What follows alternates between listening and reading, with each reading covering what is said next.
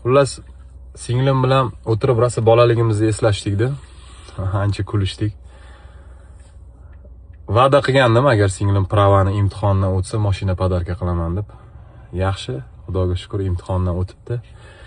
Endi shu hafta bitta mashina qaraymiz singlimga. Nega buni gapirdim?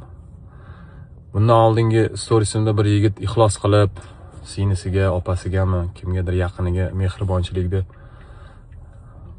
niyat qilgan ekan. Zo'r niyat, do'stim. Atlet.